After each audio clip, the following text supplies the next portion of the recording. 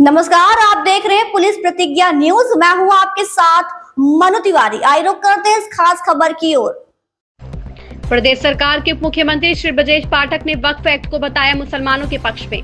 UP के फिरोजाबाद में प्रदेश सरकार के उप मुख्यमंत्री ब्रजेश पाठक ने वक्फ सुधार जन जागरण अभियान के अंतर्गत एक संगोष्ठी को संबोधित किया। जलेसर रोड स्थित सरस्वती विद्या मंदिर में हुए कार्यक्रम में ब्रजेश पाठक ने वक्फ एक्ट को मुसलमानों के पक्ष में बताया। उप मुख्यमंत्री ने बताया कि वक्फ मिलने के बाद गरीब और शोषण मुसलमानों के जीवन में सुधार होगा।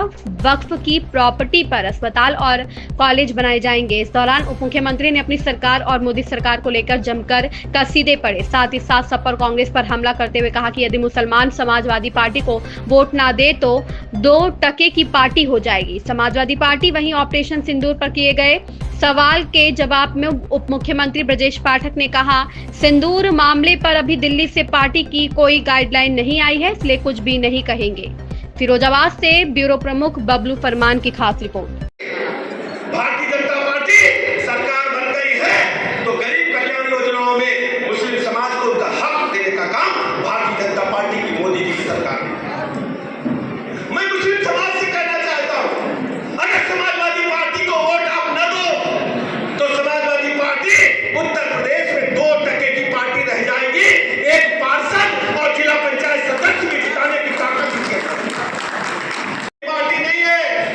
आपकी हिम्मत है तो किसी मुस्लिम समाज के भाई बहन को उसका राष्ट्रीय अध्यक्ष की कमान सौंपने का काम करो।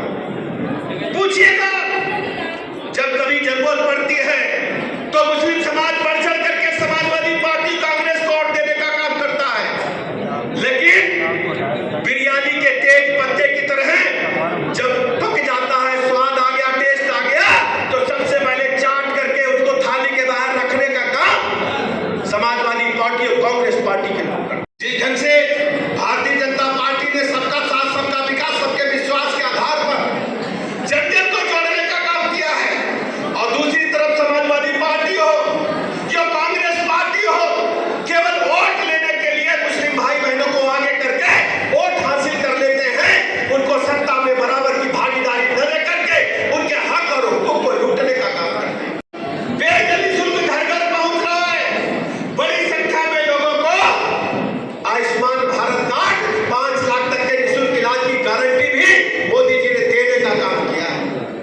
मैं ऐसे नहीं कहता हूं, पत्रकार की चेक करें। जो गरीब कल्याण योजनाएं हैं उसने मुस्लिम भाई बहनों को बराबरी का हक देने का काम किया है। मोदी जी ने हिंदुस्तान की आधी आबादी में मुस्लिम बहनों को 3 तलाक कानून बना करके उनको हक देने करके उनके जीवन को स्थायी रूप से ऊपर उठाने का काम किया। जो गरीब कल्याण योजनाएं हैं, हर गरीब को पक्का मकान मिला है, तो मुस्लिम भाई बहनों को भी निःशुल्क पक्का मकान देने का काम माननीय मोदी जी ने किया है। फिरोजाबाद जनपद के विधायक जी बैठे जिला कार्यालय में, डीएम कार्यालय में जाकर के आप देखेंगे बड़ी संख्या में मुस्लिम भाई बहनों को पक्का मकान मिला है।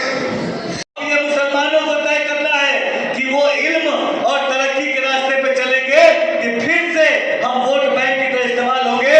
अब ये पाला आपके हाथ में है और इंशाअल्लाह मुझे पूरा इत्मीनान है, पूरा विश्वास है कि आज का मुसलमान, ये नए भारत का मुसलमान तरक्की और तालीम की तरफ आगे बढ़ाएगा और मोदी सरकार की इस नीति को गले से लगाएगा।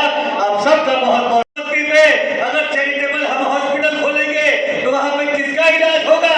गरीब मुसलमानों का इलाज होगा। इससे फायदा किसको होगा? गरीब मुसलमानों को होगा, और गरीब मुसलमानों को फायदा होगा तो देश को फायदा होगा और देश विकास की तरफ, तरक्की की तरफ आगे बढ़ेगा। दोस्तों, ये तो देश को तरक्की की तरफ आगे बढ़ाने की हम सोच रखते हैं, तो बिना जो 20% आबादी है मुसलमानों की, बिना उनको तरक्की की तरफ आगे बढ़ाए देश की तरक्की के बारे में हम नहीं सोच सकते।